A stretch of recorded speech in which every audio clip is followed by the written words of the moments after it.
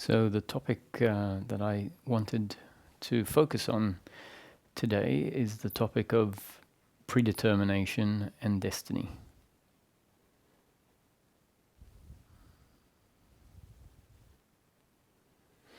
Now, whenever we're talking about a subject, we can, and not just within satsang, but anywhere when you're talking out there, we often have a conversation and a topic comes up and we start talking about the topic. And we can lose track of why we're talking about that topic and in relation to what? In relation to what broader point? And if we lose track of what we're talking about a topic, in what relationship we're talking about a topic, then the conversation can sort of go in any direction, and it can people can argue over a point or a perspective about a certain topic because they're looking at that topic relative to different primary objectives or primary topics. And so talking about predetermination, I'm not talking about predetermination as an absolute topic where the important thing is to understand whether life is predetermined or not. I'm not writing a paper on predetermination per se, but rather talking about predetermination as it relates to happiness for the human being.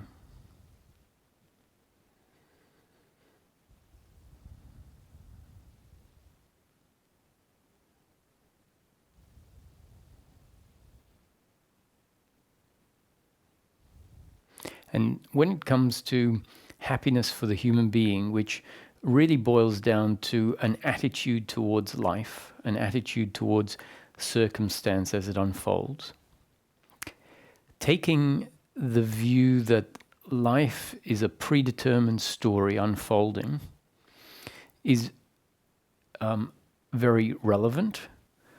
It is appropriate to look at life as a predetermined story unfolding. Even if from some other perspective relative to some other topic, looking at life as predetermined can not serve a very good purpose. And in fact, it could be argued from another perspective that life isn't predetermined. However, what we need to understand is that that is the importance of understanding why we're talking about something relative to a certain point.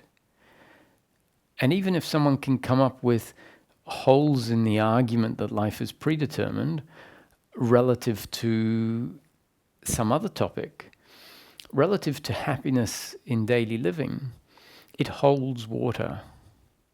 And someone might say, well, don't we need to know that something is absolutely that way?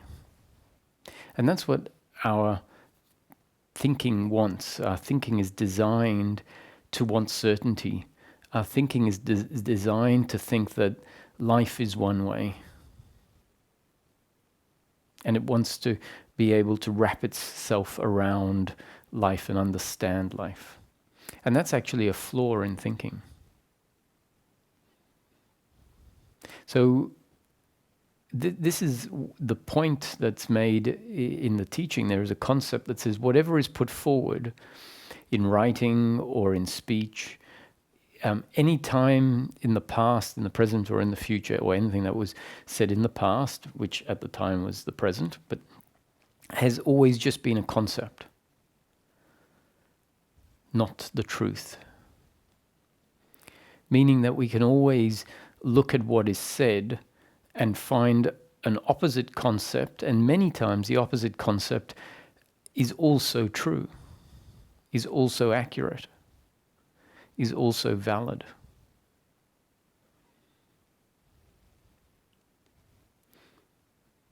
And when our thinking doesn't look at things like that and it wants one truth, what we end up missing is layers of life. And it's not really missing the layers of life, it's missing a capacity to look at life in a multi-layered way.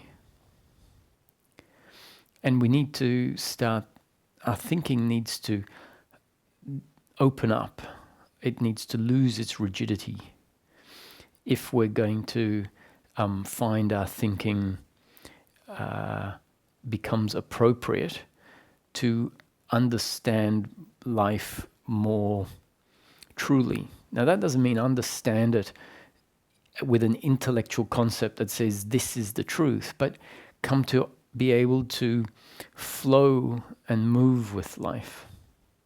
We need a thinking that is less rigid. So I'll give you an example of this. And the example is in itself an interesting topic, so I'm going to sort of go off track a little bit to talk about an interesting topic, because this is an attitude that we really need to develop, and that is that everybody is right.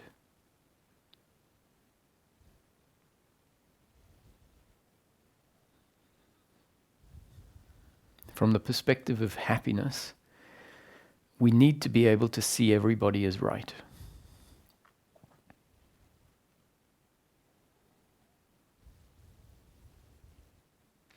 Especially those with a different view to us, a different set of ideologies to us, a different set of preferences to us, a different set of personalities and ways of living to us, different belief structures to us.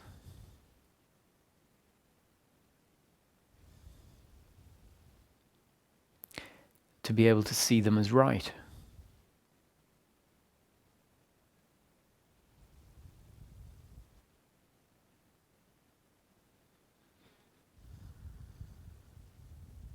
And our thinking will say, no, if someone believes something that I fundamentally disbelieve, let's say I've given it lots of thought, and after giving it lots of thought, I've put that option aside and says I can't subscribe to that way of looking at a situation.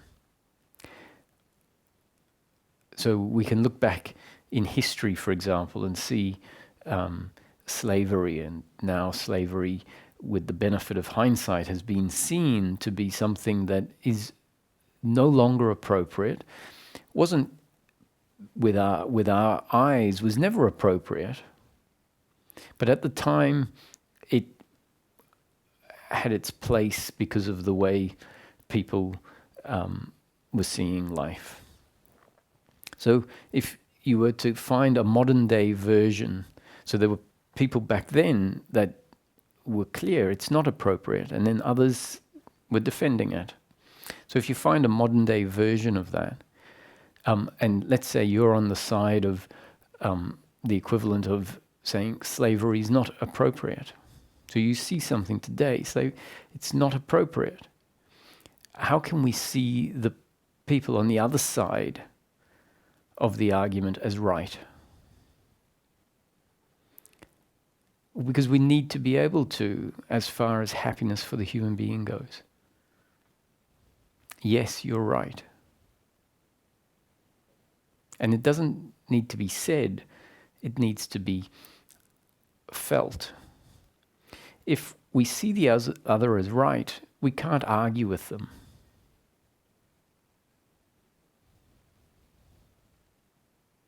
We can only argue with someone if we see them as wrong.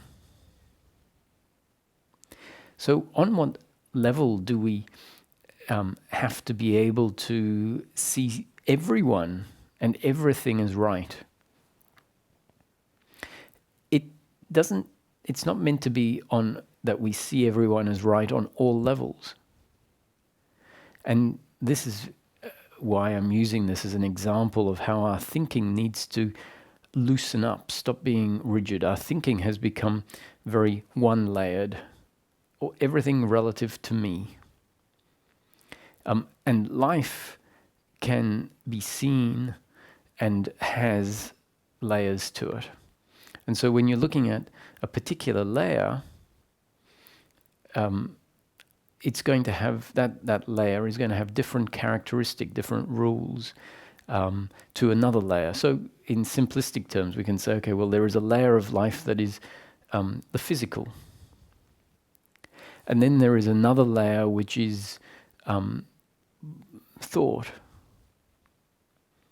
So that's an example of two layers, physical and thought, and there are different properties on the two layers.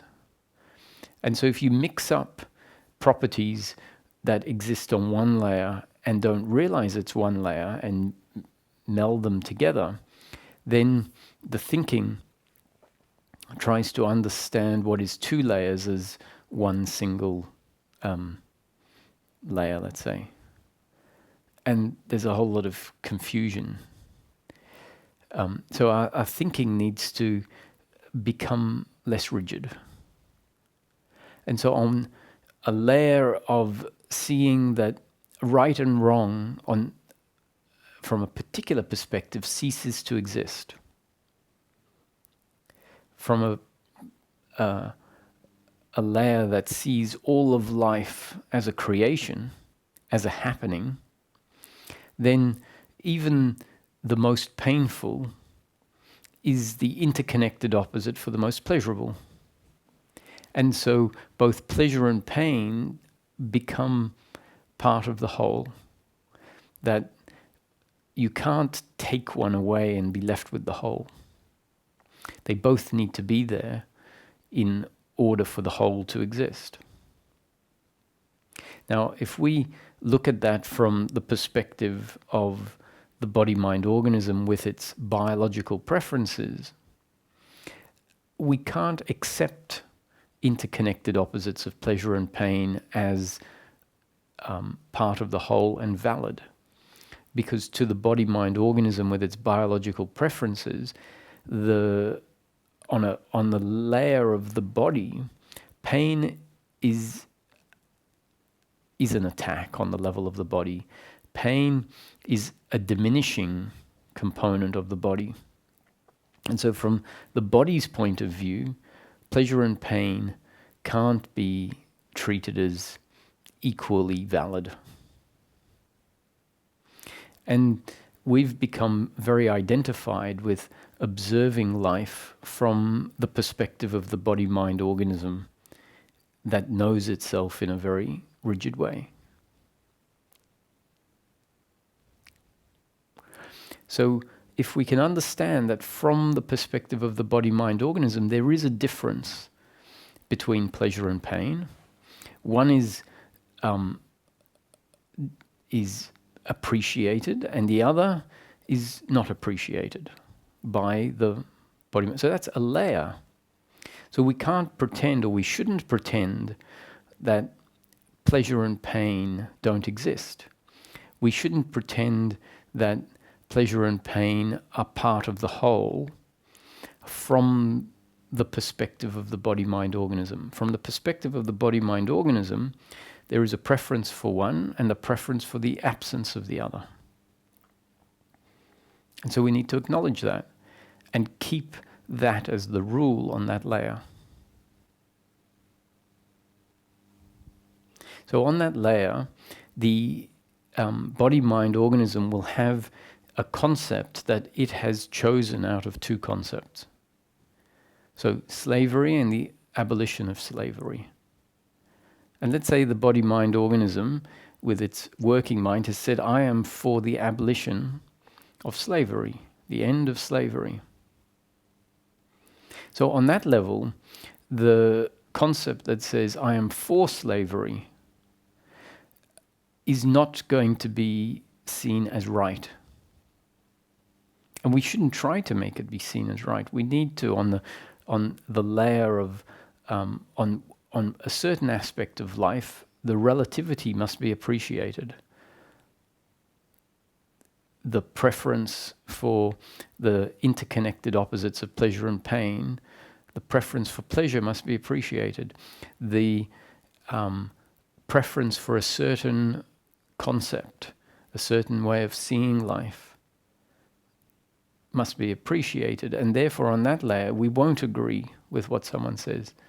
So what I mean is, if a particular working mind understands that the square root of 64 is 8, or understands that 8 squared is 64. And so if someone else says, no, 8 squared is 16, and this body-mind organism understands, no, 8 times 2 is 16, but 8 squared means 8 times 8, it's 64. And so if the other person keeps insisting, no, 8 squared is 16, then I can understand on the level of the body-mind organism that there is a misunderstanding from my perspective. I have to wonder whether I've got it right. We have to keep that in mind. But assume there is a strong degree of certainty that I understand 8 squared, which means 8 times 8, and it's 64, and can understand how that person is making a mistake because, let's say, maths is not their strong point. So on that level, they are not right, and we're not condoning to say you have to see the other as right. So you have to see that when they say 8 squared is 16, you don't look at it and say, oh yes, you're right. However, if we only see life from the perspective of you're right or you're wrong relative to specific benchmarks, if that's the only way we see it, then anyone who agrees with us is on our side, right? Anyone who agrees that this 8 squared is 64 is on our side. Anyone who thinks 8 squared is anything but 64 is wrong, not on my side. And now we have separation. Separation because we can only see in black and white. And we only see on one layer. On the layer where I am saying it's 64, they're saying it's 16 or any other number. And there is only one right and everything else is wrong. So that means that there is separation, meaning two sides that you can be on, my side or the other side. If we can open up our understanding of life, feel life on more than one layer, we might be able to appreciate that from the perspective I just described, yes, 64 is the right answer and 16 and any other number is the wrong answer. However, can I see that that person is a valid expression of life? That that person exists only because life has conspired, life has agreed, life has said, yes, they are to exist. And life has said, yes, they are to run with the fact that 8 squared is 16. Just like the people back in the day that were pro-slavery were there because life conspired, life agreed to them being there. And life insisted that they have that view.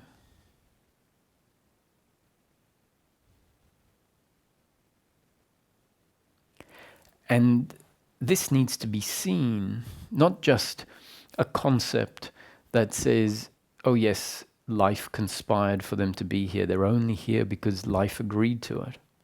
And so therefore they are valid. That can be understood intellectually and we can go, oh yeah, that's an interesting argument. But the understanding of how it is that nothing that exists in life is separate from life and essentially made of the essence of life because it's not separate of life. So we can look at the essence of everything as life. The wood is life, the stone is life, The people are life. The red-head people, the dark-head people, the blonde people, that's all life. The people that agree with the left is life, and the people that agree with the right is life. The essence of everything is life. And the more we can see that the essence of everything is life, and that life essence manifests in different expressions, in different form. But if you boil all the forms down to a lowest common denominator, you get life.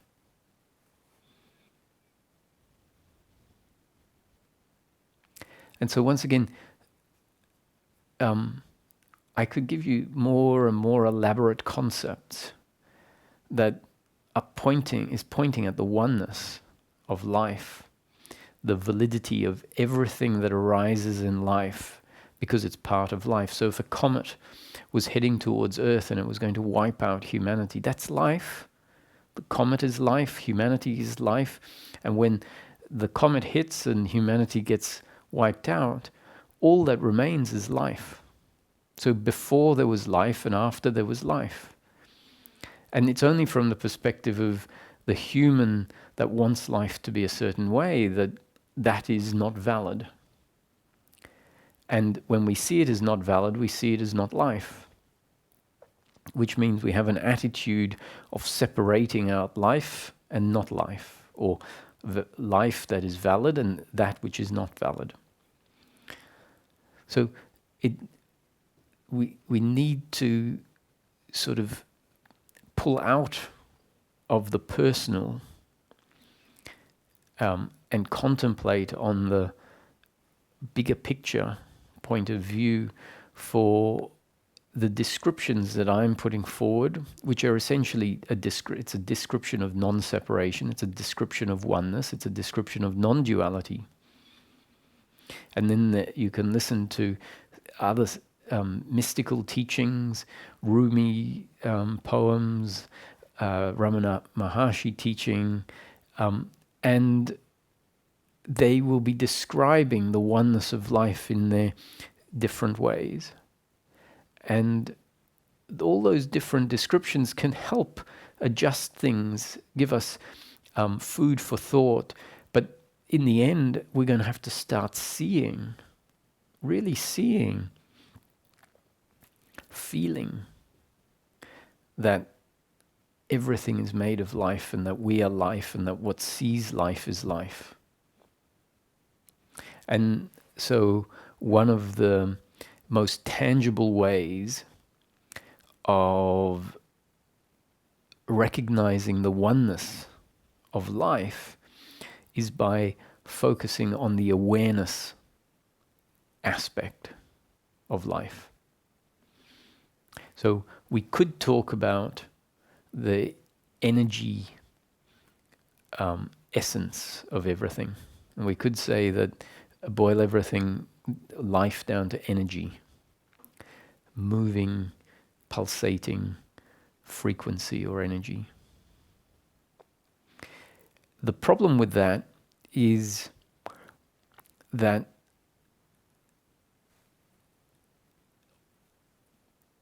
that lowest common denominator of life is very valid. Theoretically, that is a commonality of everything in life.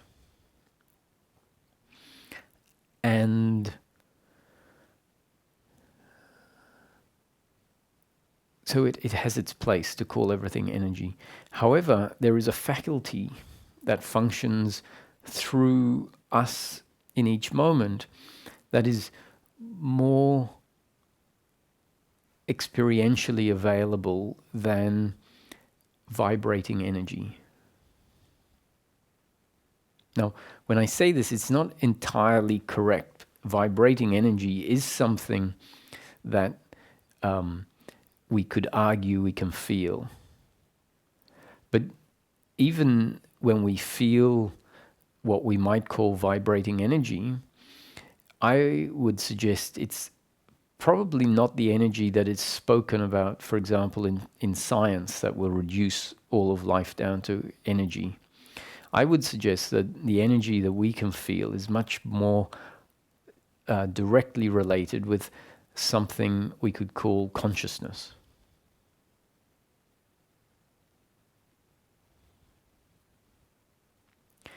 And an aspect of consciousness is awareness. And if we focus on the awareness aspect, that can flower into a tangible appreciation that all of life, all of the different forms of life, are made of awareness. That all the different forms of life are essentially awareness in different form. Awareness in different expressions.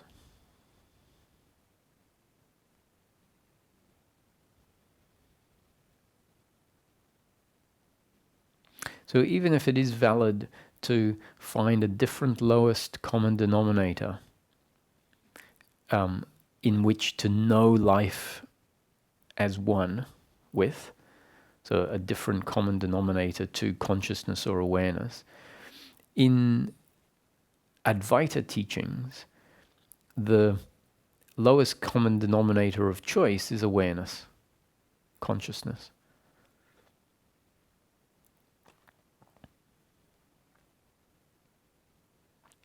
And we can get a real sense if we find a contemplating, a willingness, an earnestness, an enthusiasm, a dedication to being able to know more directly, more deeply, life as one than we have done in the past.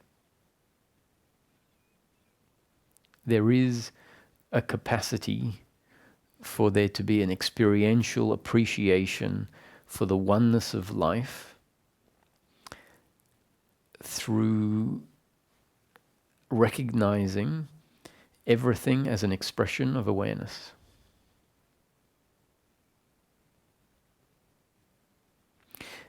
Now, because I started off talking about how life has layers, I would emphasize that what I've just said, that life is all awareness, is not an absolute truth. That the lowest common denominator of life is awareness is not an absolute truth. Because you might also notice I said you could find other lowest common denominators by which to see the oneness of life. Now, a lowest common denominator means a singularity. So there can't be several of them. However, there could be a lowest common denominator on different layers of life. So that means a lowest common denominator that is specific to a specific layer of life. And so I'm choosing the lowest common denominator on the layer of perception or experience.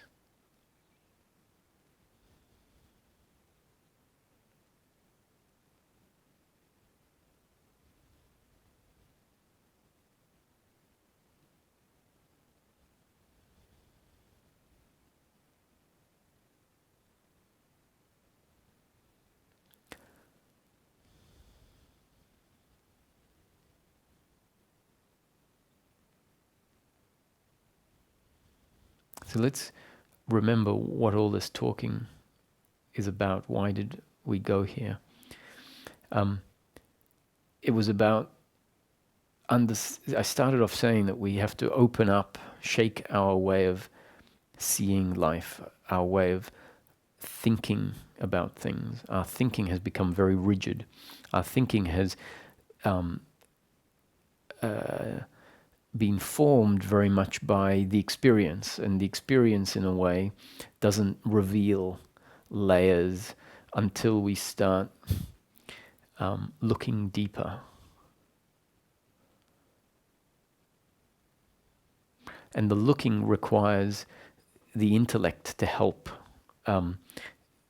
show us the layers, show us the depth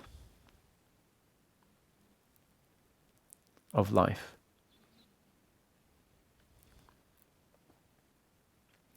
And I was talking about how on one layer there is right and wrong, and that is very valid.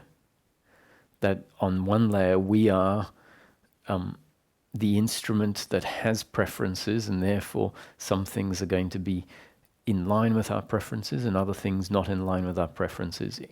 On that layer we have concepts that we hold as accurate, or the ones that resonate with us, and concepts that we say, I don't think that's accurate, or at least I don't resonate with that concept. I don't stand on the side of that concept. I stand on the side of this concept.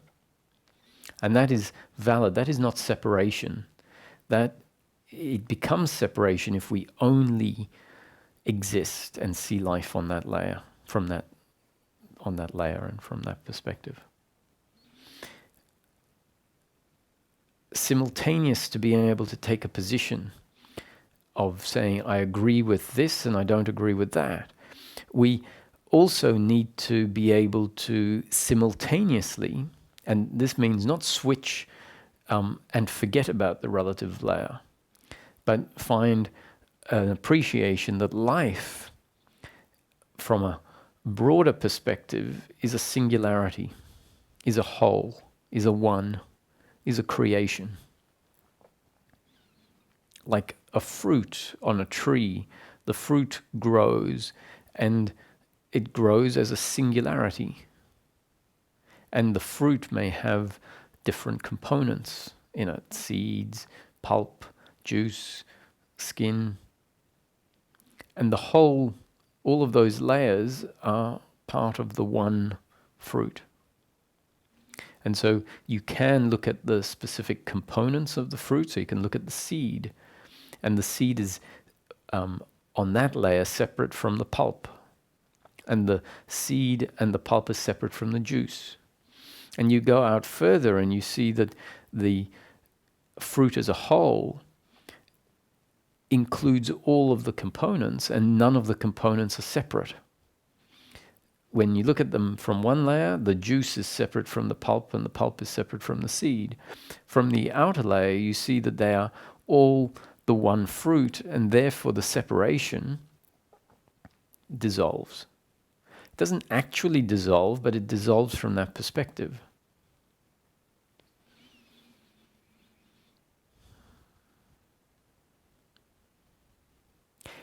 Our attitude needs to be an attitude that develops an appreciation from this broader perspective.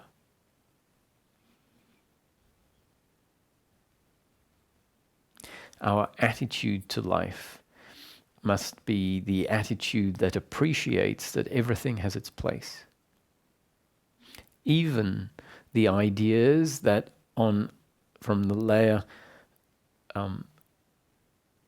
that is not this broad picture perspective, even those ideas that are not what we subscribe to, from this outer level, they are as valid as the ideas we subscribe to.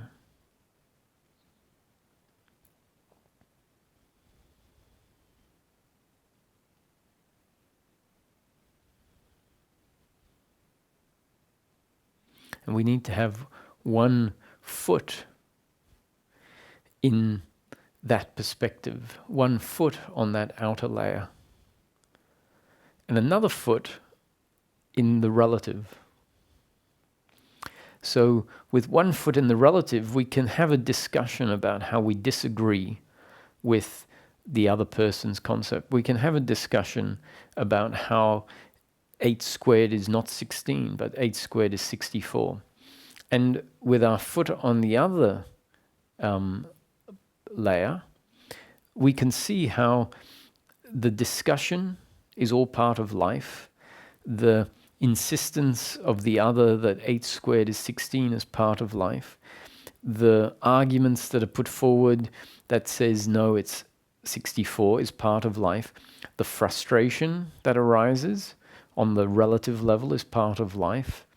The anger that might arise on behalf of the other, or the shame, is all part of life. And that is what is being seen from that outer attitude. So the outer attitude can witness the movements of one particular body-mind organism, can witness the movements of another particular body-mind, and see the whole thing as a singular movement of life.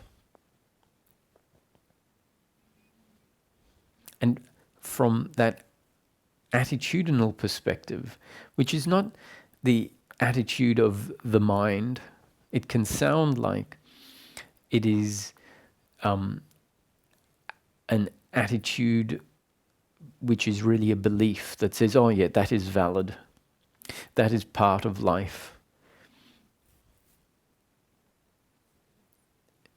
It can sound like what I'm talking about is a belief or a set of mental thoughts towards life, where when something hurts us, we say, yes, but that is also part of life as a thought.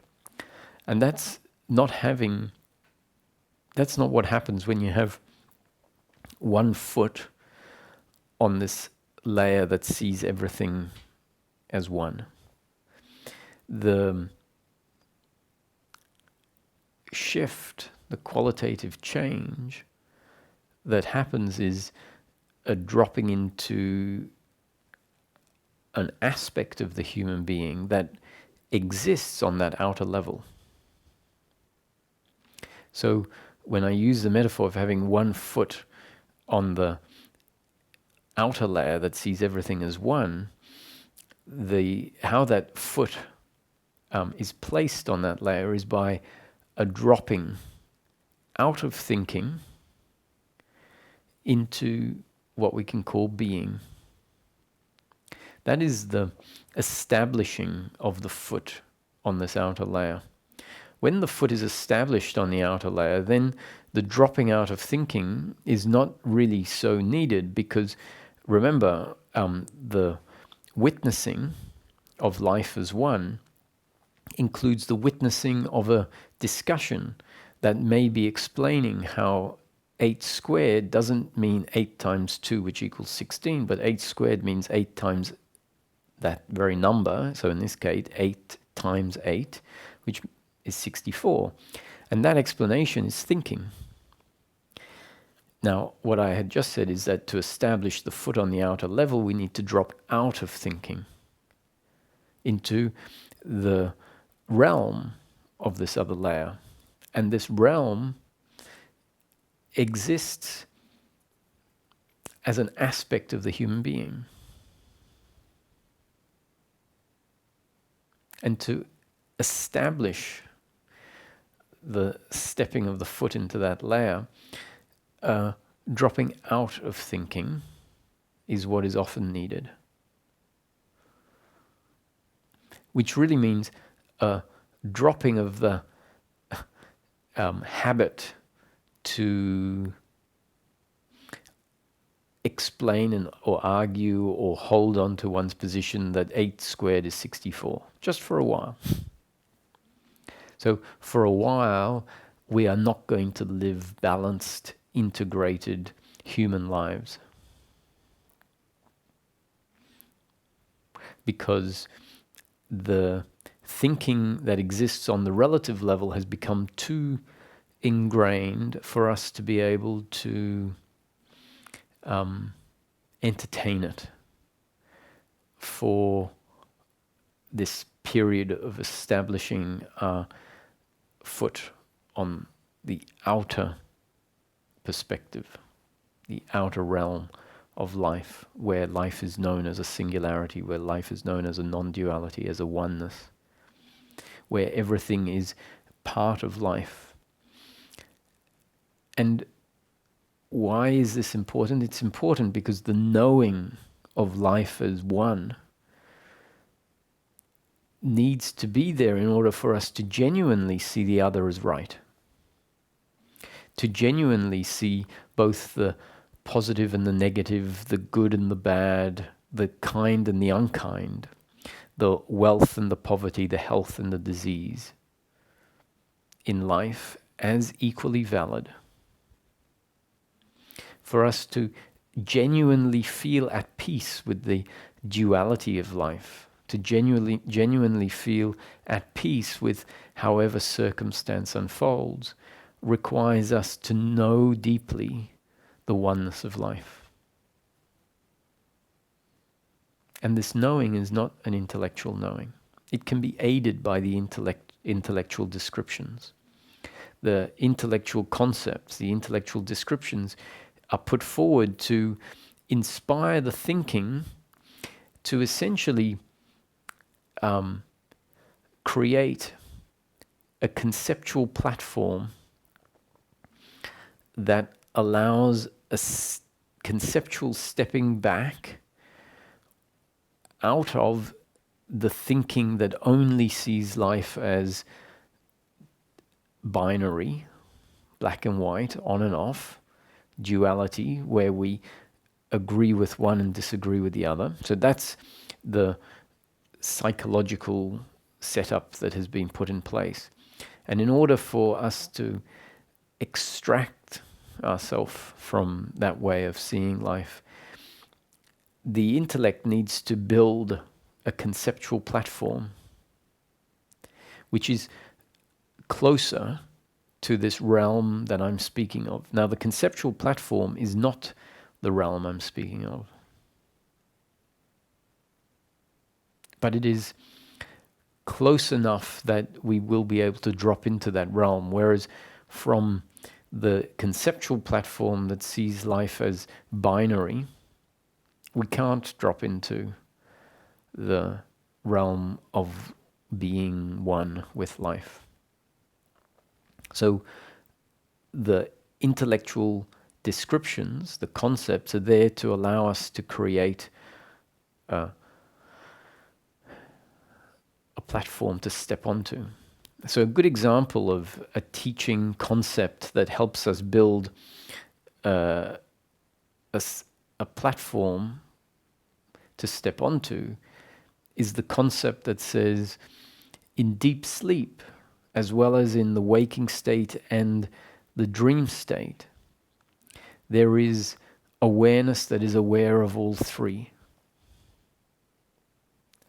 Awareness that is ever present and unchanging, that is that which is aware of the waking state, the dream state, and the deep sleep state.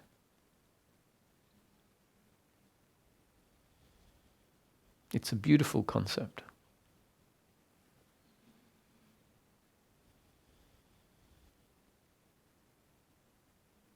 It's a beautiful concept that allows a loosening of our thinking to create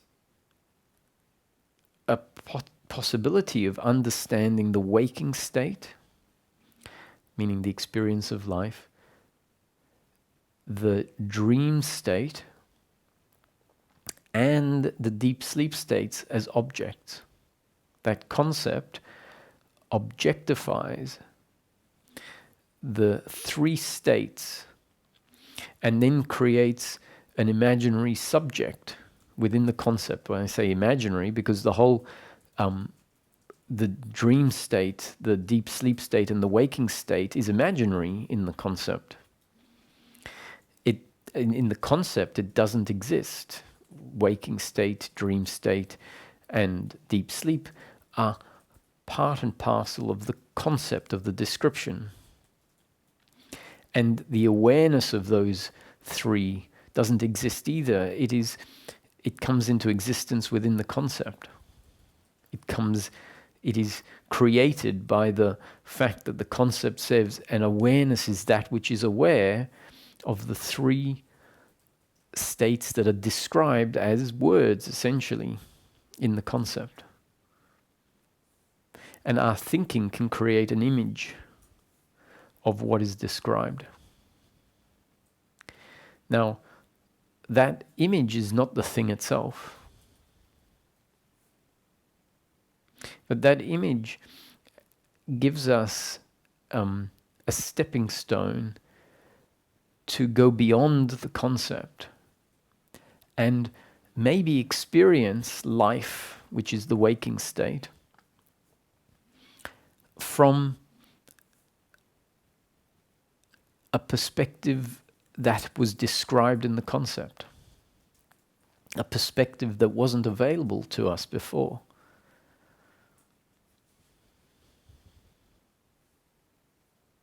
And so the concept is not the truth. The concept is allowing the intellect that receives the concept to create a platform on which to step. And then maybe from that platform we find ourselves falling back into the actuality, into the experience of what the concept is describing. And often we don't realize how the teachings have worked on us. And if we don't realize that what has happened is a concept has been received and we have created an intellectual platform, an intellectual reconstruction of the concept, and it's only after having stood on that new platform, which means having extracted ourselves from the old belief system and put a foot onto the new platform, the new conceptual platform, which at that point didn't feel particularly significant. The experience didn't change significantly. That is the point where seekers often get frustrated, where they say, I understand what you're saying. I understand that you're saying awareness is that which is aware of the waking state, the dream state, and the deep sleep state. And yet, I can't feel it. I don't know it. Because the falling back into the knowing hasn't happened. And if we keep thinking that the concept is where we will know it, we keep strengthening the concept, saying, okay, well, I must have to understand it a bit better. I have to understand the concept. And we might keep refining the concept, thinking that it's in refining the concept and understanding the concept intellectually that we will get it. And in fact, it's a stepping stone. And so the stepping stone doesn't need to be perfectly refined. It can be fairly rough and we can fall back into it. So the refining of it is not what gets us to fall back into the knowing of it. What allows us to fall into the knowing of it is to realize it isn't about refining the concept more and more and more and more, and then finally when the concept is perfect, I will know it. It's understanding, the concept is getting me closer to being able to see what is pointed at, to see it directly and for myself. But in order for that to happen, I need to drop out of the concept once I'm standing on that platform. And that is the equivalent of falling back. Now, all of this sounds like something you have to do. And if the intellect says, okay, I'm going to do the falling back, then that is essentially creating an image of falling back within that conceptual image, which is never going to be the falling back. In fact, it's going to be the keeping one in the conceptual image.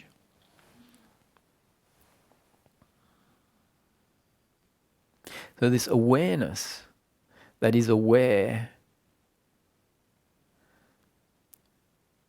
of life is here right now. It isn't something we're going to touch in our head in the concept.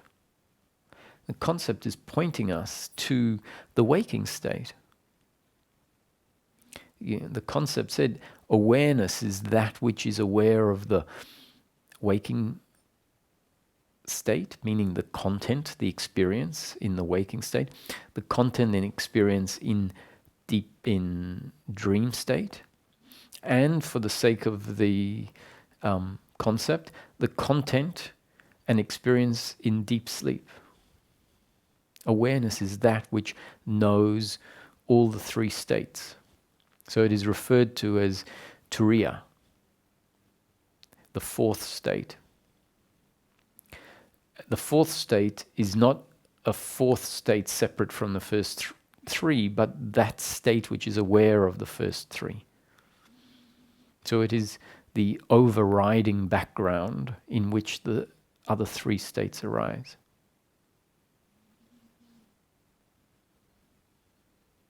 There is even talk of a fifth state, Turia Titya.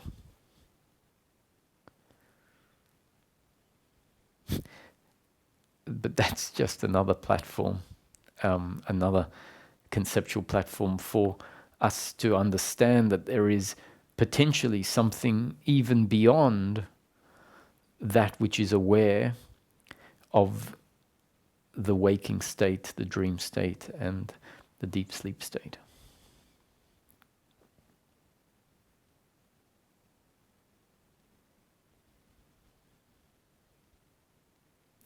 So the concept is pointing us to that which is here, that which will be known outside of thinking. So maybe a quietening down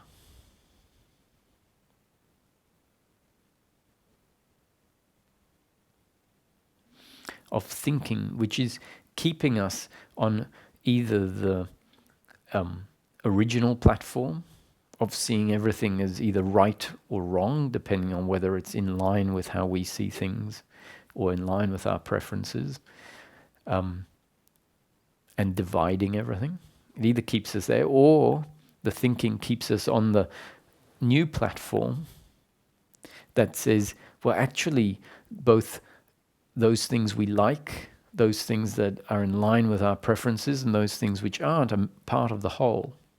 So that new platform is really saying, actually, there is no such thing as good and bad. Good and bad only makes sense relative to the you on that level. We want to know ourselves on the broader level. And so on the broader level, the notion of good and bad doesn't exist. All that exists is one, which is the one is the arising of both the good and the bad, but seen from a perspective where the interest in what arises in each moment, whether what arises is good or bad, which is a relative concept to the body-mind organism. From this other perspective, it's like, who cares? Awareness essentially doesn't care what the content is. Awareness is just aware of the whole. So whether it is black or white or a mix of colors, that is just difference. In principle, it's the same, it's content.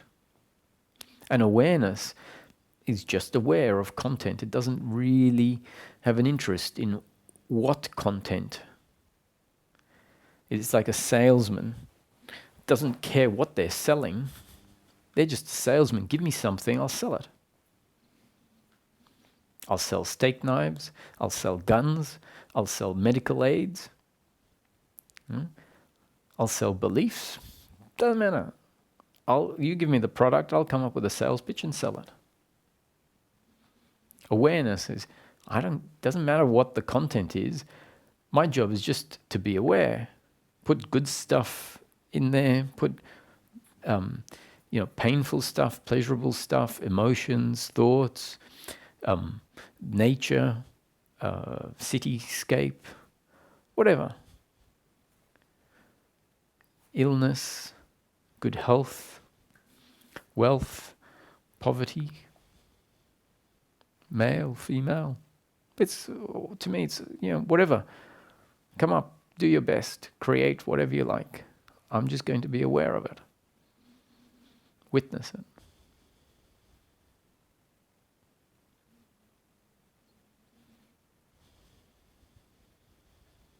And the witnessing is not happening from the body-mind organism.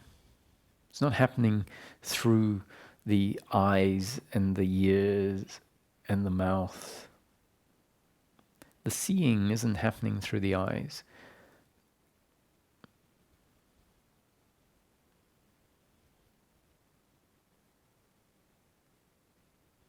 The awareness. So if we use the word seeing, it can keep us identified with visual recognition. Awareness is much broader, a broader recognition of life in its entirety.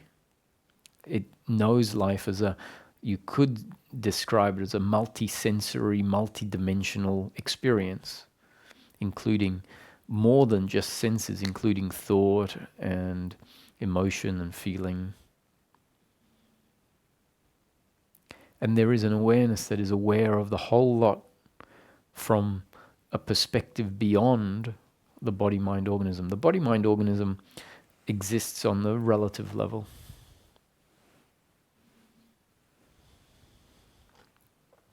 And so for as long as the thinking happens, which is a function on the relative level, until there is an establishment of ourself on the aspect of the human that is outside of the relative, until that happens, if the thinking continues, we are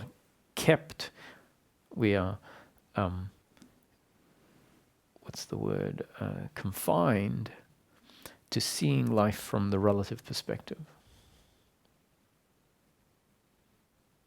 And so for a while, thinking needs to be disencouraged. And so how can we know what that concept is pointing at? The concept of awareness, aware of the waking state, the dream state, and the deep sleep state, and realize how the concept can create an imagination where we imagine the waking state, the dream state, and the deep sleep state. Now the dream state and the deep sleep state don't exist here. So we can see how we get propelled into a concept, into thinking.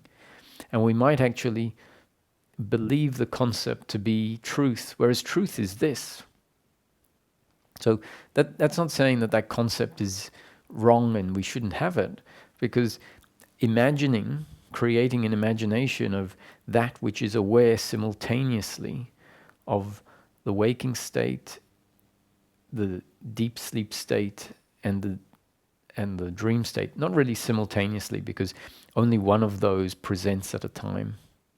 So if the deep sleep state is presenting, then waking state and dream state are in the off position.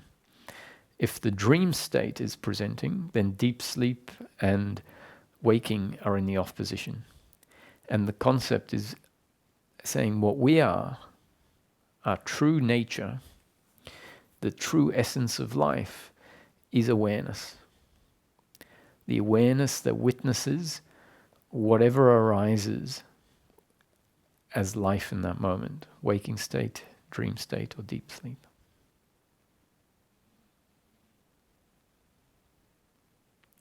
So the concept helps create an imagination that can then maybe get us to see, to know that in the waking state. Don't worry about the dream state or the deep sleep state. It's not about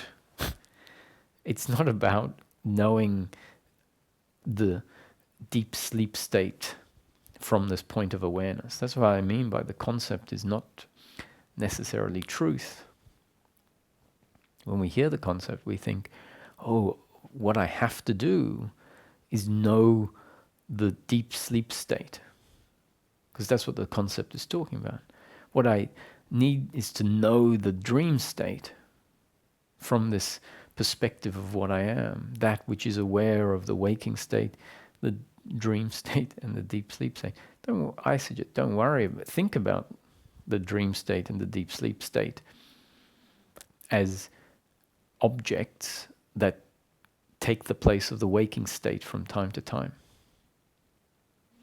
Then realize that what you have in front of you now, what you are part of now, is the waking state.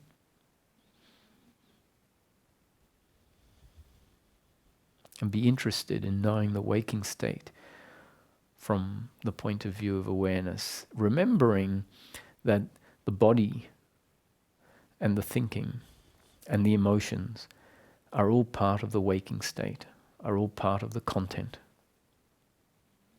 And you are that which is aware of the waking state, that which, when the waking state collapses, which means when the body collapses and the emotions collapse and the thoughts collapse and the objects of life collapse, you are still that which is aware of whatever takes the place of the waking state. You are that which is aware of the dream state, which will include in it the body of the main character of the dream, which there will be some sense of being.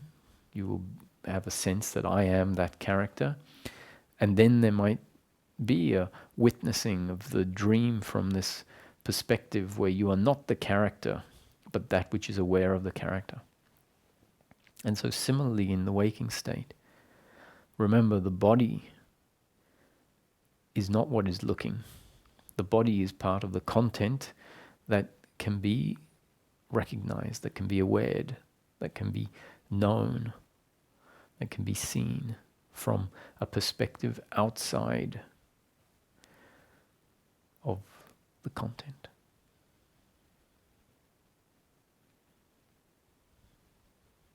And should that happen, it will become apparent that all of the content is not at all as objectively real as we have known it, as we have experienced it in the past.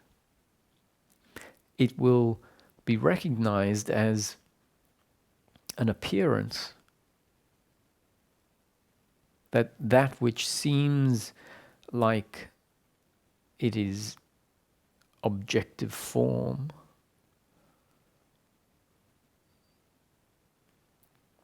is replaced in the next moment by new form.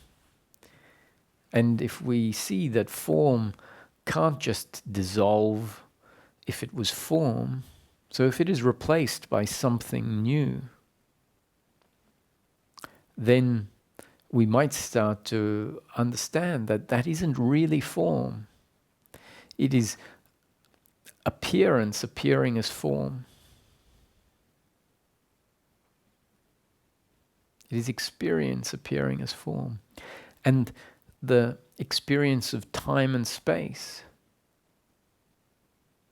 is also part of the construct.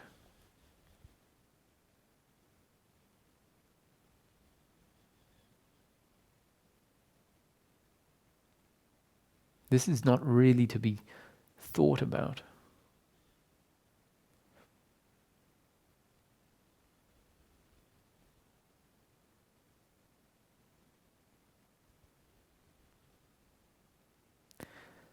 And if it's going to be known, it's going to be known if the thinking quietens down. The thinking will quieten down if it sinks in. I will never know the oneness of life through thought. I'll only know the oneness of life when the thinking that keeps me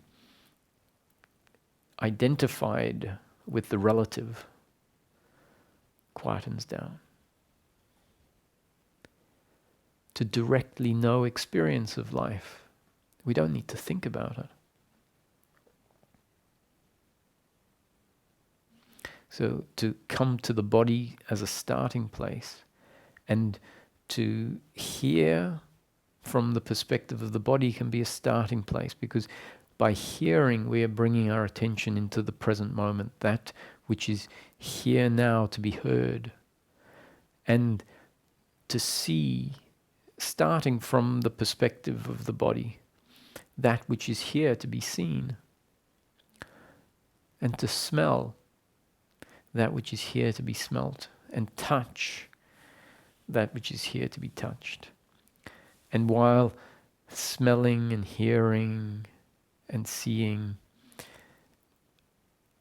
let's bring attention to the experience so that we can tangibly or fully know the sense of the senses, the sight, be interested in the details, see the books on the bookshelf with more interest than before.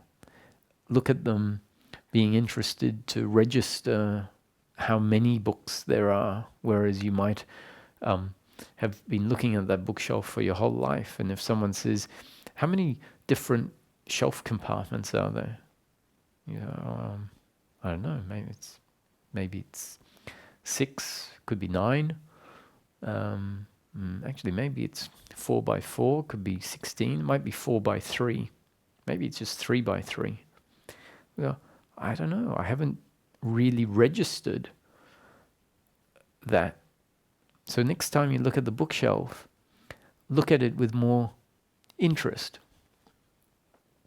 And that we don't need to have a lot of thinking that says, okay, now I'll remember it's 3 by 3, it's 9 different shelf compartments. I have to remember that. And let me count the books. 1, 2, 3, 4, 5, 6, 7, 8, 9. You don't need to memorize it. It's like being interested. You might forget about it afterwards. It's not about a pop quiz where someone's going to say, okay, now you have to tell me how many shelves there were and whatever. But look at it in a way where there's more possibility to know what was there because you're actually seeing what's there in a way that maybe you've never done before.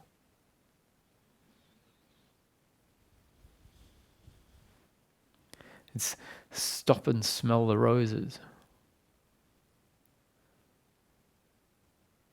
Really smell them and be aware of the smell. And realize you don't need to do any thinking. You don't need to think about the oneness of life to be able to smell and experience. And so once there is a presence with the present moment, there might be an appreciation that everything is seen. And I like using the visual aspect and realize that everything is known only because awareness is present. If I were able to flick a switch on you that turns off awareness,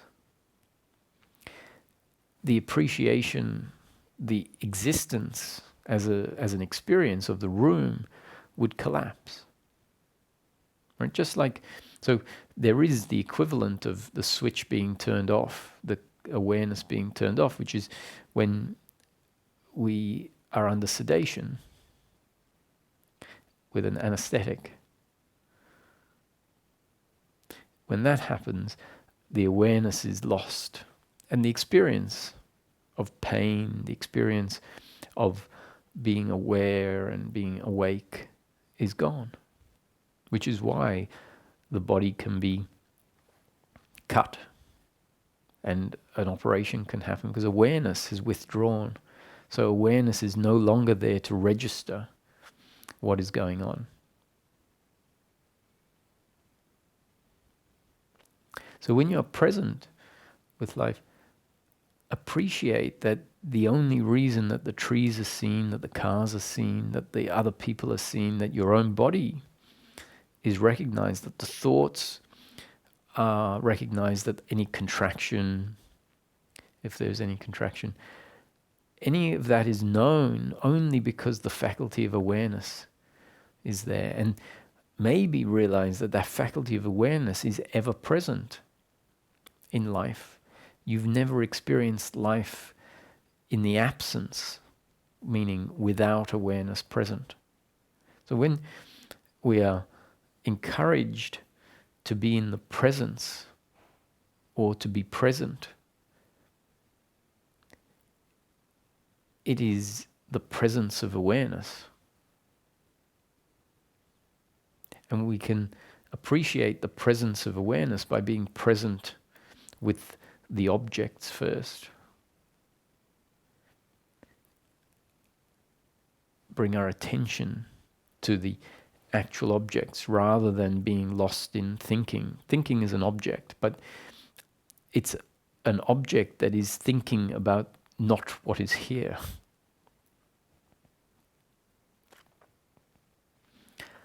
So, to recognize the awareness that is the background, the container of the life experience, it can be helpful to bring attention to that which is seen, that which is heard, and then appreciate that that which is seen, that which is heard, is all arising because the objects are contained within the field of awareness. This field of awareness is always here.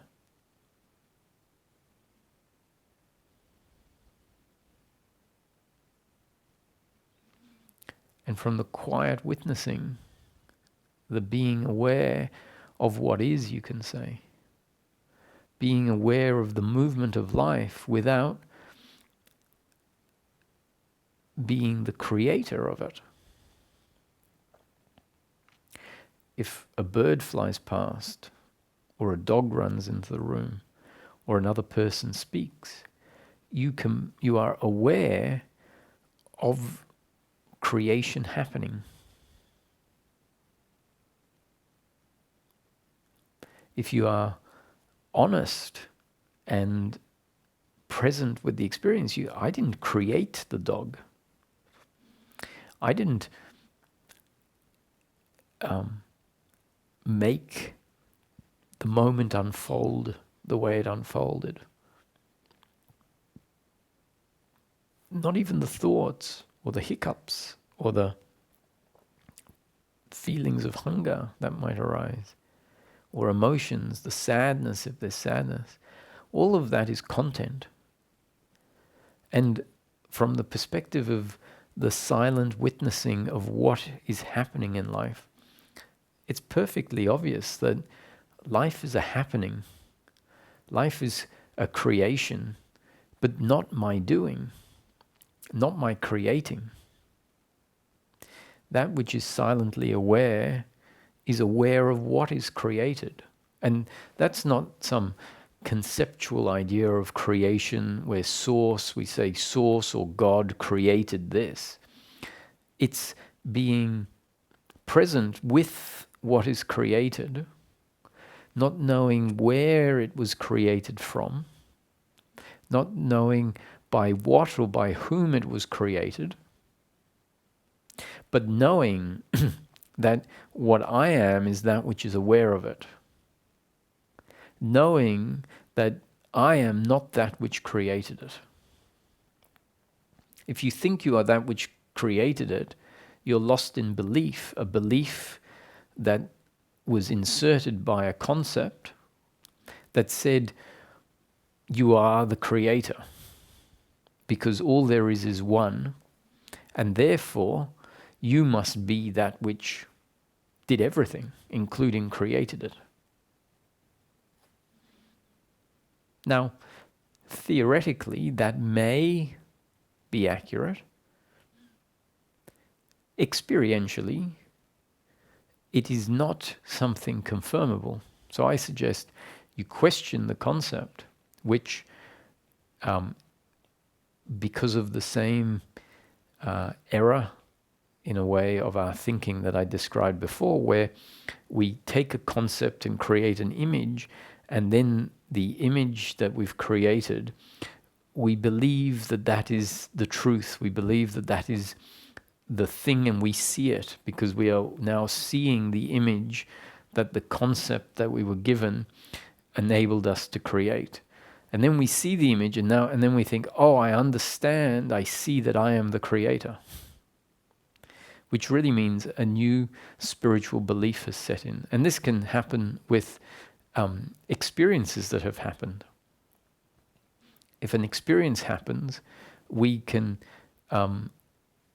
carry that experience into the present moment and hold it as a belief about truth. And if we become really honest, we say, well, I don't know that experience that didn't feel like an experience. In what I'm talking about in most cases is it is an experience that doesn't feel like what we would call experience. It is an experience that, based on the new definitions we've been given about peak experiences, often related to reality, we would say, oh no, that was the end of experience and that was the knowing of reality. And so then, with that confusion in our head, we will carry that, that which we believe was revealed to us as truth, into the present moment, thinking that we know what the truth is, even if it can't be felt and seen in this present moment.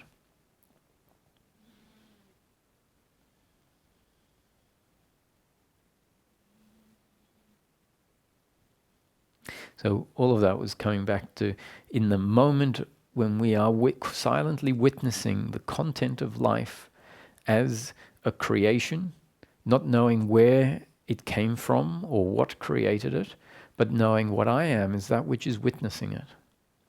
It is from this perspective that we can start looking at life as a singularity, meaning the experience, an experience that, when we look at it more closely from a more relative level, we see it's an experience with specific and a multitude of different forms, including thoughts, including emotions, including physical objects, and physical objects of different frequency. So physical objects made of stone, of wood, of plastic, of metal.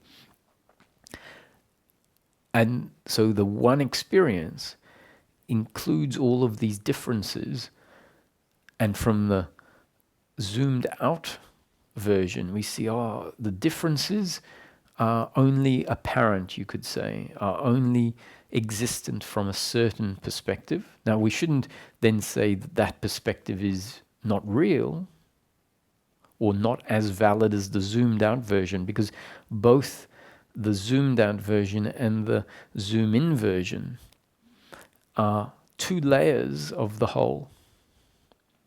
We have to learn to live with, when I say learn, we get changed by life such that the two layers merge and become the new one experience of life, meaning the experience of life that is lived on a relative level with one foot in what we could call the non-relative, the absolute, which is not really the absolute. It is a layer that has less relative qualities and can therefore seem more absolute relative to the relative, but it isn't the absolute, because if it was the absolute, we would have to make that truth, and then this becomes not truth, which is a new duality, a new separation. And so knowing that there are two layers means they have to be integrated at some point in order for the whole to be known, and that means a knowing of the two layers without confusing them. But for now, I've been talking about seeing the oneness, the content that on the micro level has difference, from the point where we can see that all of the difference is actually made of the same stuff, awareness. Why is it made of awareness? Because if you take awareness away, the whole thing collapses. Intellectually, that is an important piece of the puzzle. Is why is awareness and the object not two? they're not two because you will never experience the object independent of awareness being present. And you will never experience awareness independent of some object being there. I know a lot of people at certain places, certain train stations, will disagree with that statement, probably because they have believed the concept that says awareness is that which is aware of the three states of waking, dream, and deep sleep, and taken that to be an absolute truth, and therefore said, well, awareness is that which is aware of all of the states, and so it is prior to the states, and therefore awareness can be in the absence of an object. You might notice that deep sleep has been turned into an object when we talk about deep sleep. In the concept, it has been turned into an object that awareness is aware of.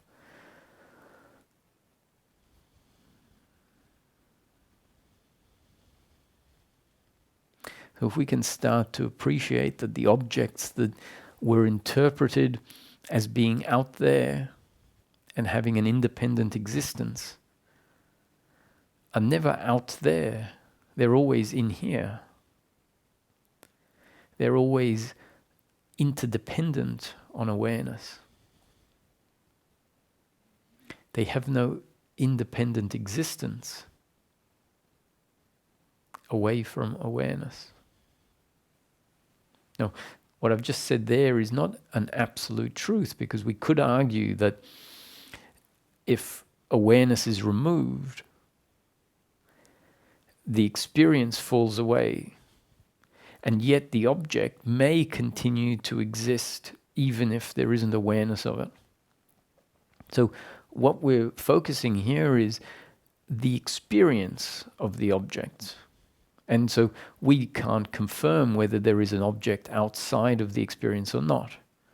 The object that we experience, meaning the image, the experience of the object, may be a reflection of an actual object, or it may be all there is.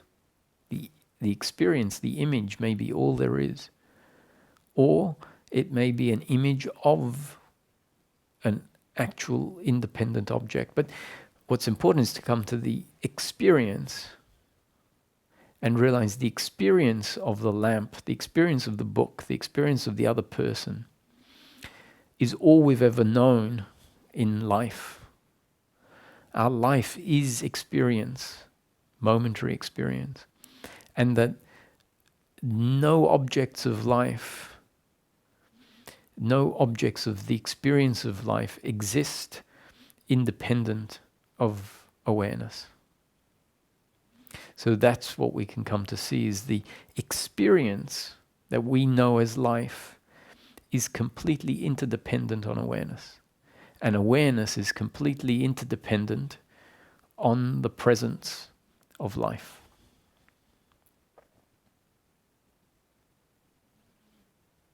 If your mind is saying, no, awareness is not independent on the presence of life. Life might be be dependent, or the experience of life might be dependent on the presence of awareness, but awareness is not dependent on the presence of life. That's probably because a concept has been delivered that says reality, or that which is true, is awareness. And so if that concept has been set in, then in our thinking, we are forced to hold awareness as the absolute that has independent existence, because it is being described as truth or reality or what you are, unchanging. And so I suggest that you drop using the word awareness as the absolute truth and put some other word there. And then your thinking might realize that actually I know awareness only in its interdependent nature with objects. And that when the objects fall away, in experience, awareness falls away too. And we might see, oh, I was believing a concept and believing it to be my experience. That awareness exists independent of life, independent of object. And even if we've had an experience of awareness with no content of life, you might, if you can sense that, remember that experience, which a lot of people would struggle to agree was experience because it was a peak experience that didn't feel like the experience that is labeled experience. So there is a falling away of subject-object relationship and the awareness where there is no content. And yet you might realize that there was awareness of nothing. And what we call nothing was actually something. The nothing became the something. The nothing was that which the awareness was aware of, as essentially something you can remember.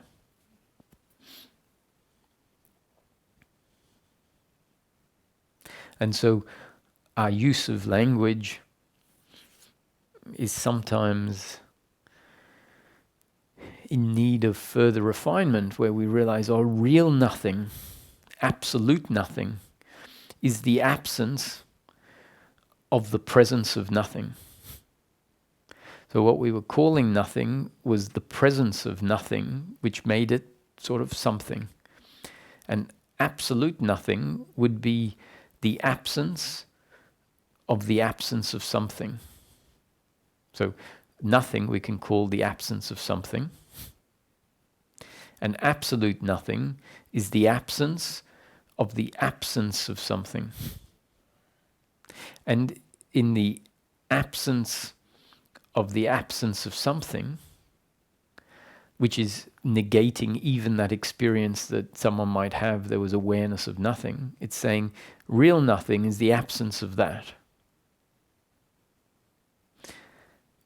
In that, there's no question of awareness. That is the collapse of awareness. Now, by default, that's not something that will ever be known, because what is there to know it if even awareness collapses? But if you ask me, that is, if you're going to have a conceptual model, that is the most poetic and the most appropriate source to stick at as the absolute. The absolute is the absence of even nothing.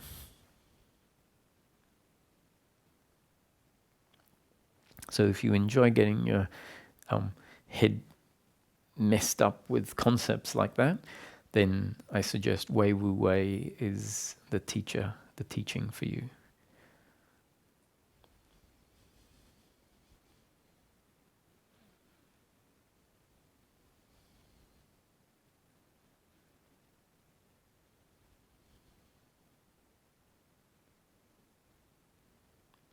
So in that teaching, something is the presence of presence. Nothing is the absence of presence, which really means the awareness of nothing. So you have the presence of presence, which is the waking state. The absence of presence, which is deep sleep. Or you can flip it and say the presence of absence. So the presence of presence, the presence of absence, and the truth is the absence of the presence of presence and the absence of the presence of absence.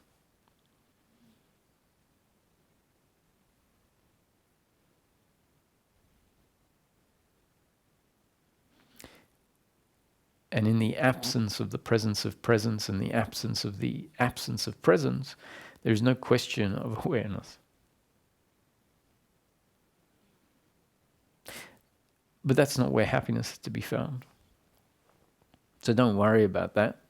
It's not something that will ever be known to anyone or anything, not even God knows that that has just been put into a concept. In that state, God is not even aware of itself. Where happiness is to be found is in the manifestation. What we're looking for is happiness for the human being.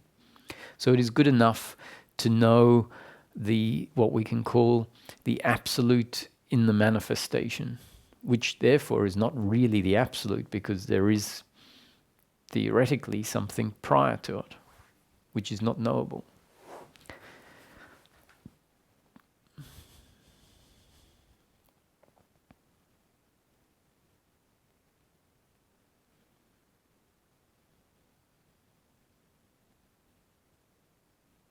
So if you can't see the other is right, if you can't feel a place from where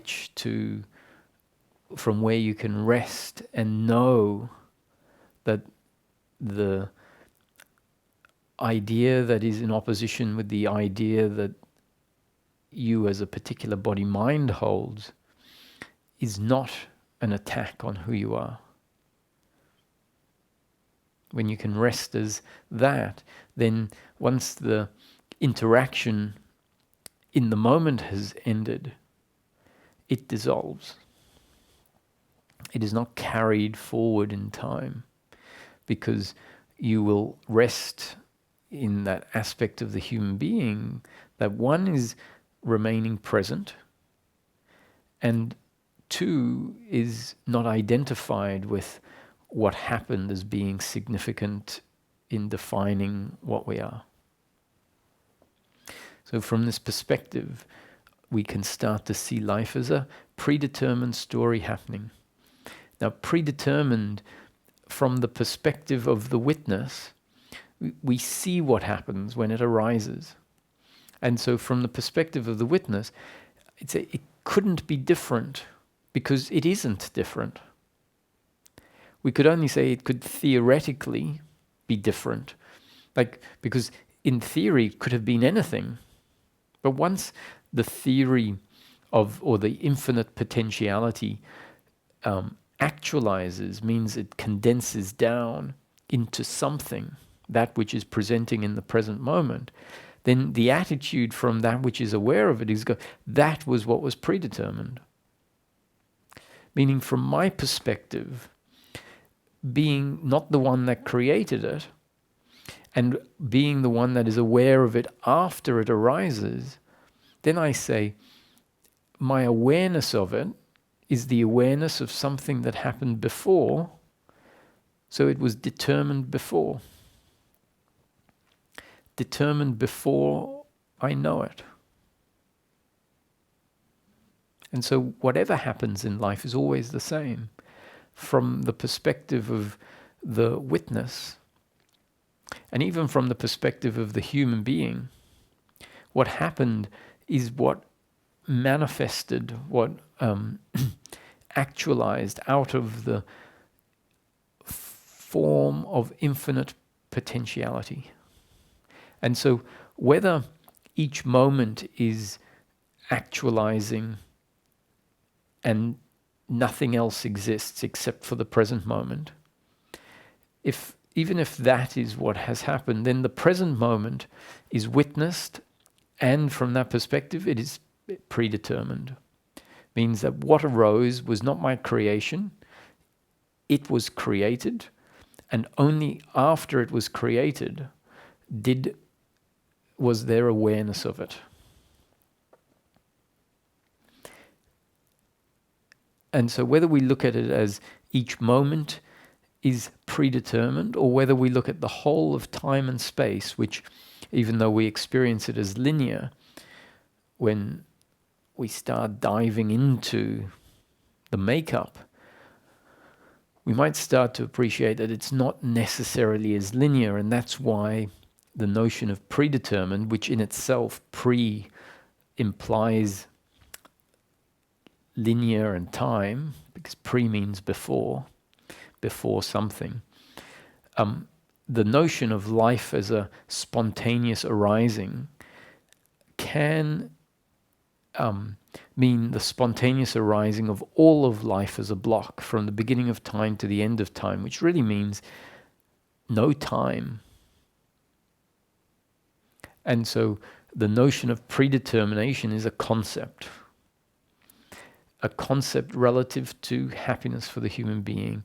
And as I said, it is valid to see everything that arises, and therefore everything that may arise in the future, which at that time will only arise in the present, as the only thing that is possible. And so attitudinally, we can relate to everything that happens in life as predetermined.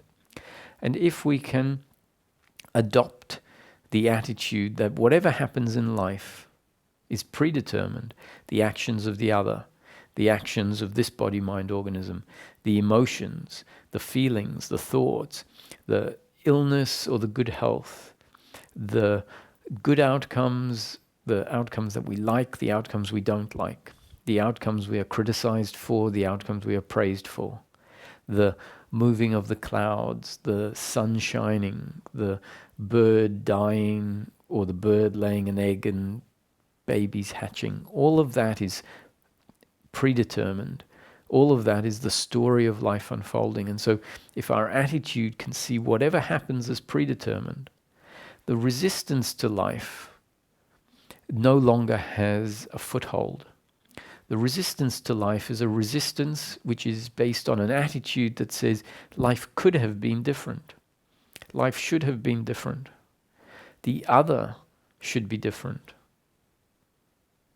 I should be different.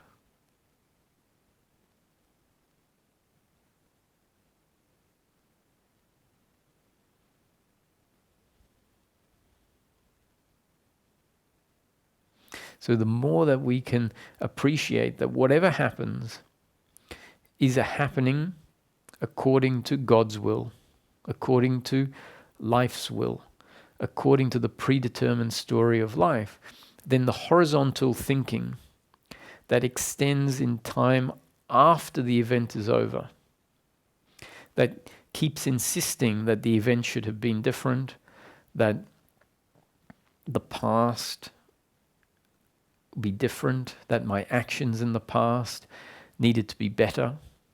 All of that is the psychological attitude towards what happened in the past and what might happen in the future of doership. And doership is the opposite of the attitude of predetermination. Predetermination says, I am aware, I as awareness am aware of the unfolding of the oneness of life. And that means the feeling in the body, the way the body responds to a situation is all part of the creation. And I am that which is aware of what was predetermined. The attitude of doership says, I, as the doer, determine how life turns out. Two completely different attitudes. The attitude of doership leads to guilt and blame and pride and worry and expectation. The attitude of seeing life as predetermined means that guilt, blame, pride, worry, and expectation don't have the grounds on which to arise when it's deeply known. It's like, what am I going to worry about? Life is going to turn out one way. What am I going to expect? I'm better off expecting life to turn out one way, which really means no expectation, because I know I don't know how life is going to turn out. So if it's only going to turn out one way, and I don't know which way that is, where is the place for an expectation? Coupled in with this is the importance of knowing ourselves outside of the relative dimension, where it becomes experientially known that however life turns out is largely irrelevant. That how life turns out is relative on the level of pleasure and pain.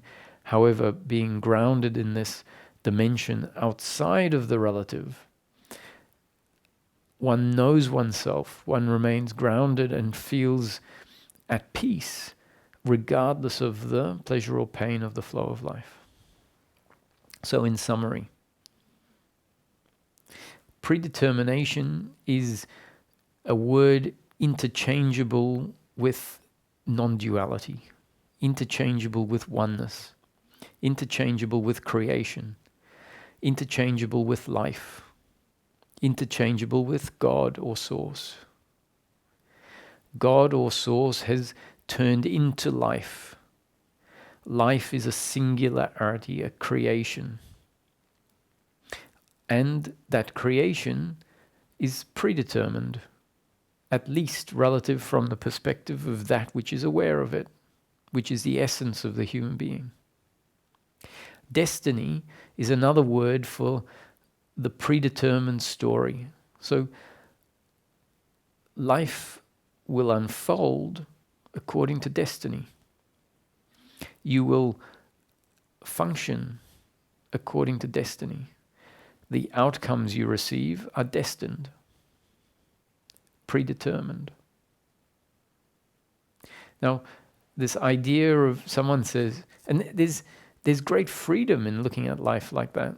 If the doer that believes that their existence depends on being the one that creates life, if the doer that believes their happiness, their completeness, their survival, their salvation is to be found in life looking a certain way, if that psychological identity hears the notion of predetermined, it hates it. It feels completely challenged by it. The ground on which it stands is being taken away. If it believes it, if it runs with it, it is, in a sense, allowing its dissolution. So if it's heard by that identity, it says, no, that's terrible news. Because that is the end of that identity. The good news is that that identity is the root from which the suffering arises, the root from which our uncomfortableness with life arises. And happiness in life is the end of suffering, which means the end of that psychological identity that feels uncomfortable, that suffers. So seeing life as a predetermined story is actually great news, even is great news, even if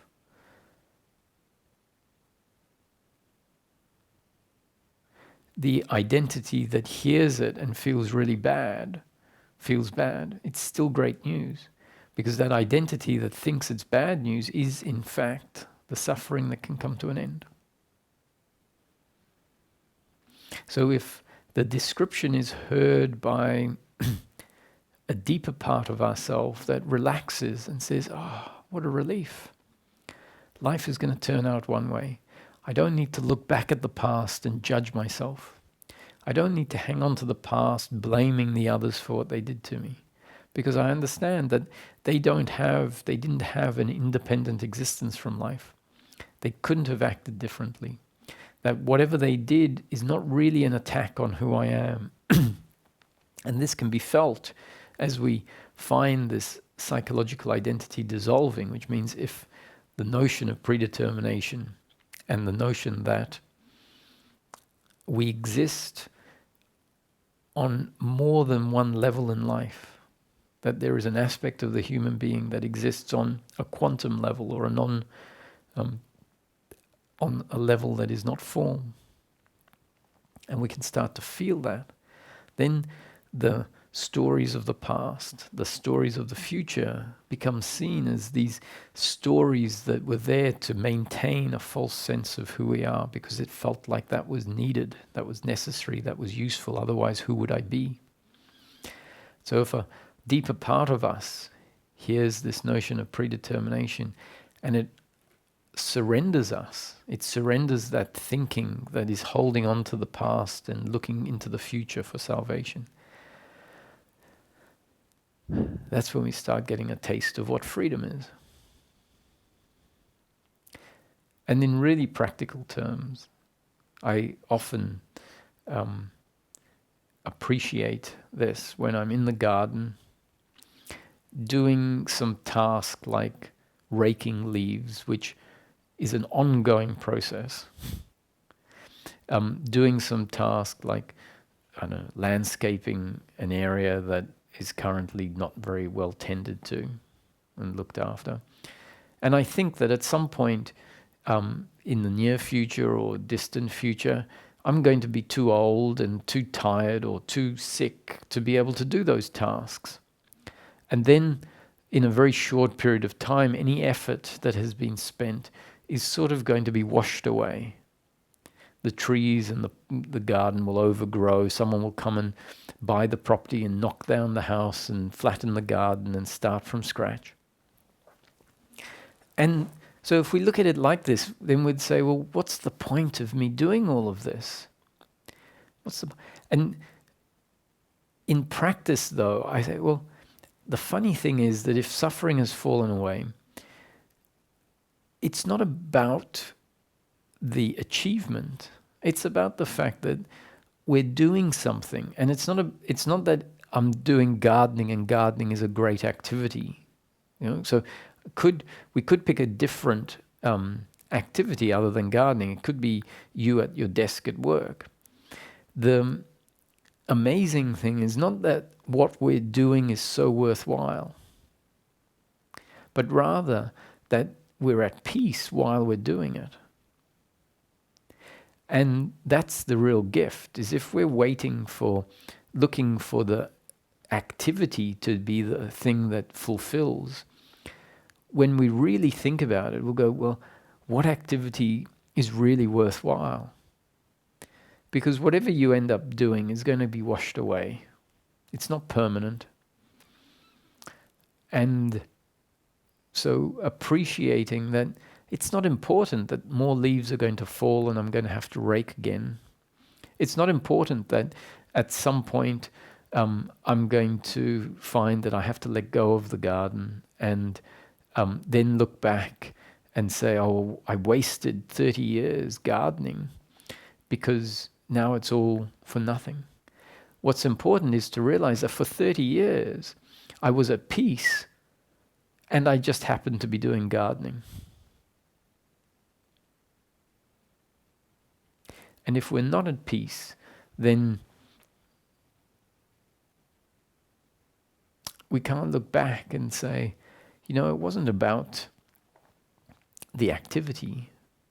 It was about the fact that life was lived through those hours during the day, and life was lived at peace, with ease, flowing from the gardening to having to go and do some other work, to helping someone, to eating something, to feeling tired, maybe feeling sick sometime, and finding that life flowed.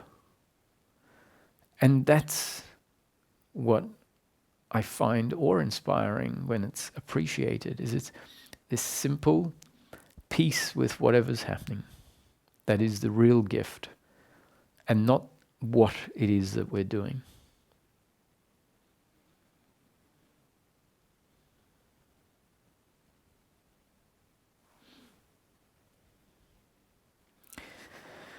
So I spoke a lot today. We'll take one question, and yes, then wrap it up. Oh, hello, Gaurav.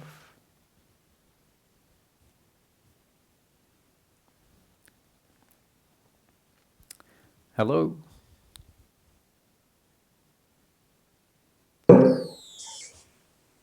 Hello. Yes, I can hear you. Hi. Hi. First of all, it's great to see you after a long time. Yes, nice to have you here. My question is, today's satsang was more of a shift from the perspective where the pre-awakening, so to speak, where we know ourselves only as a body-mind, living in an objective world of space and time, to knowing ourselves as that in which the whole world arises. However, for me, that experiential shift has happened and has steadied over the past few years. Now, a slight bit of issue I have is then, as you said, coming back to functioning as the vehicle through which what we previously knew ourselves to be now functions. So the difficulty around that is, once we've seen awareness to be the subject of virtually everything which arises, and then we know ourselves to be that subject, essentially. To transfer the subjectivity back to what we previously knew as an object, which is the body-mind, and then to relate to other body-minds from that perspective seems to be a bit challenging. So I don't know if you can cover it in this satsang, or when just address a little bit of it. Yes. So in order for that waking up to happen, the concepts that are delivered are concepts that include, for example, what you've just mentioned, reference to object and subject. And as you said, the awakening is to know ourselves as the subject, which is aware of the object that we previously believed ourselves to be, and previously believed to be the subject. So the concept creates this this duality again of subject and object. And so we then come to know ourselves as the awareness. And by default, the concept has then made the body into just an object. And so it can seem like a challenge, or it might even seem like a regression to pick the object up again and somehow say, this is also who I am.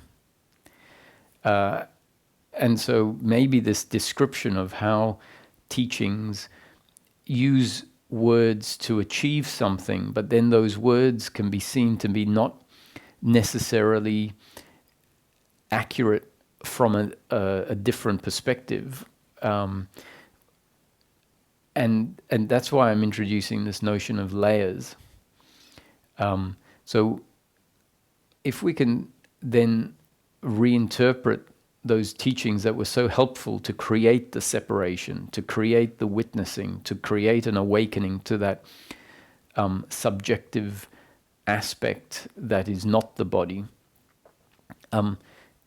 if we can start to see that as a layer, that the awareness is a layer, and the body is a layer of the human being, or an aspect of the human being, and we realize, oh, what I am is not awareness. It sort of seems like a shame to talk about this at the end of this satsang, which is really a satsang that was wanting to emphasize the opposite of the integration, but and emphasize more a separating into that which you've said has happened.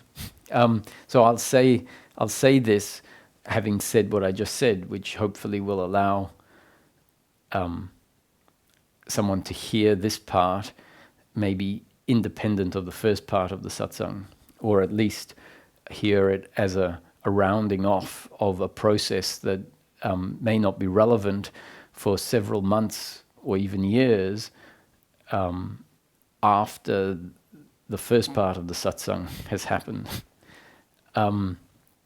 So this notion that our thinking has to loosen up and start to be able to appreciate the whole on different layers, then means that we can say, oh, that's what it means, I am a human being.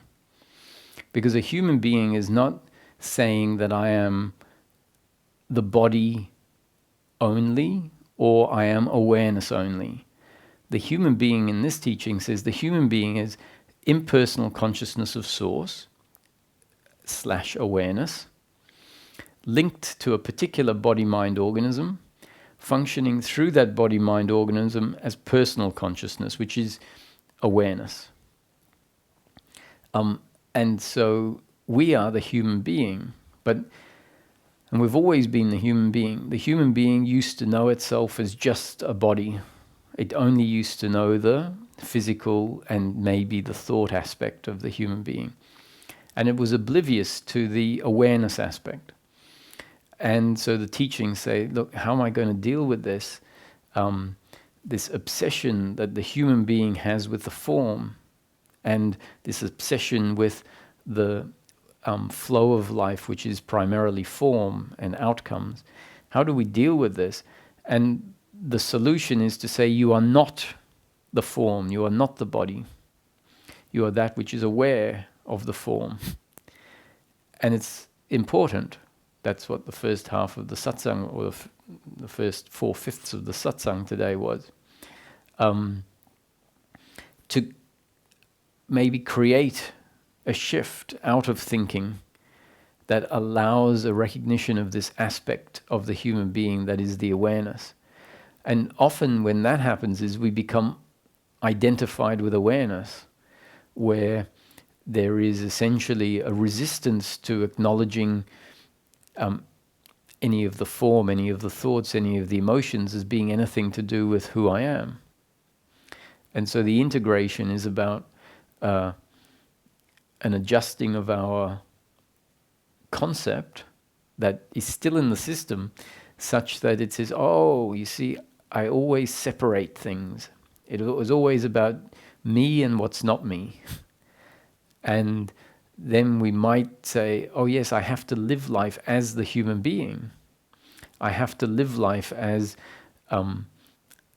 the vehicle through which consciousness is functioning, but understand that that consciousness doesn't exist in this experience of life independent from the vehicle. And that means, this experience of life is to know myself as the person, to know myself as the body, and to be aware of life, including the physical sensations, etc. And at the end of the day, it's not really something you have to do. It's something that we might feel we have to do when the integration is a bit uncomfortable, when it feels like it's hitting some speed bumps or getting stuck at, on a tight corner. And it's like, oh no, I have to, how do I fix this? How do I get myself unstuck? Whereas the reality is that you didn't get yourself stuck. That was just part of the process happening, which it continues to do day after day after day. And along that process, there are getting stuck, which is not something you're doing. It's just, and it feels uncomfortable. And then we kick in saying, oh, I need to figure this integrating thing out because this is the problem that I'm having. And that actually too is, part of destiny unfolding, part of the predetermined. And in time, the stuckness is going to become unstuck. And it's when we look back, and you can look back at your whole process, and you can look back at your process and no doubt find other times when there was a sense of stuckness, and realize that, and then I flowed past that point of stuckness. But did I flow past it because I figured it out, or because, it got figured out? And there's no doubt in my mind that that's what will continue to happen. The process carries on. A major stuck point was that initially when we know ourselves only as a body mind, that sort of, we know ourselves as an entity, so to speak. Mm-hmm. And then we speak to other body minds as entities. Mm-hmm. During the awakening process, we know the only entity to be awareness. And then we essentially look for, we say that there's only one entity. So essentially, we can go as far as saying you're only talking to yourself whenever you're talking to somebody else, because the only entity listening there is awareness. Mm-hmm. And then that sort of gets you a bit stuck, because you sort of don't like that. You want to come back to a point of, living as an entity and relating to other people, other body minds as entities rather than activities, which they are seen to be from the point of view of awareness. Mm-hmm. You see thoughts arising, emotions arising, body, and you find that to be an activity more than an entity, if you know what I mean. Sure, like a verb. Yeah, instead of yeah, a as noun. opposed to a noun. Yeah, Yeah. yeah, Um,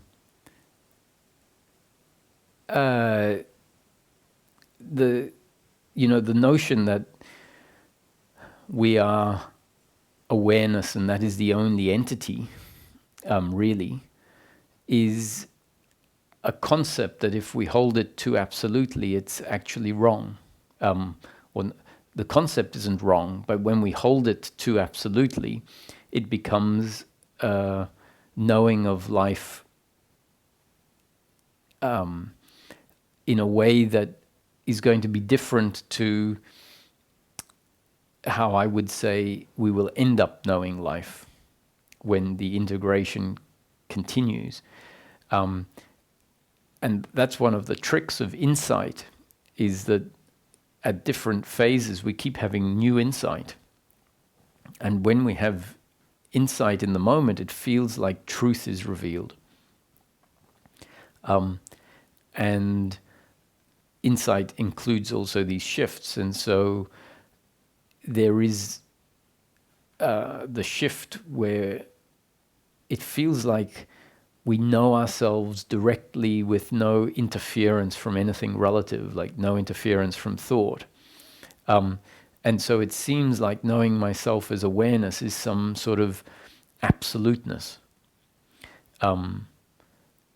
Until that changes, if that changes, not necessarily where we lose it and go back into a lost sense, but if it changes where we know ourselves differently, and we know ourselves differently and know that that is essentially a movement as part of the process, a movement beyond a particular point.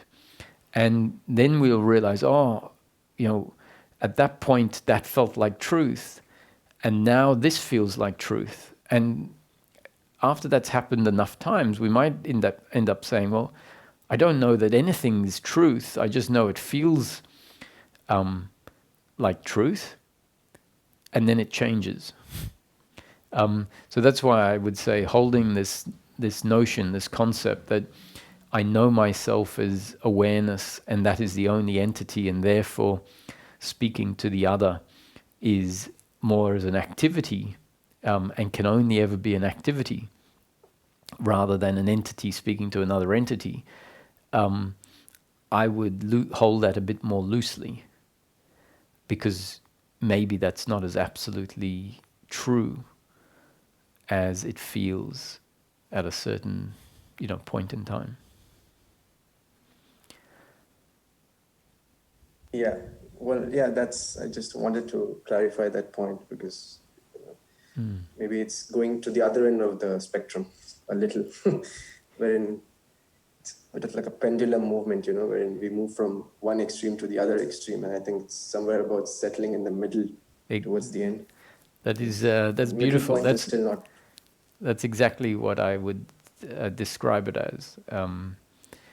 The the whole process is about actually swinging from one attachment, essentially, and then realizing that that was an attachment and there was a belief, and that there is something different to that, and then we swing. I'm never doing that again, and we swing to its opposite, because when we sort of in breaking free from a belief, we sort of have to resist that, and then in resisting it, we go to the counter opposite. And this movement can happen on many layers in life, even those that seem like they aren't belief. When we end up on the awareness aspect of the human being and favoring that, it is an overshoot of the mark in a way. But it's a necessary overshoot, because it allows us to ground into that aspect that previously we had not much familiarity with, or no familiarity with. And it is about slowly coming back into what is balance, where the process reveals more and more where we might have overshot the mark and grabbed onto something that keeps us away from balance. And then we realize we're holding on, and it lets go, and we move closer back to center again. So I have no doubt, Gaurav, based on our interactions, that you can relax. Thanks a lot, Roger. It's, as always, an absolute joy to see you and listen to your satsangs. Hopefully, I see you sometime in India. Yes. Let's hope things go back to normal, and I'm there beginning of next year. Yeah. Thanks a lot. Okay. Thank you. Thank you. Thank you, everyone.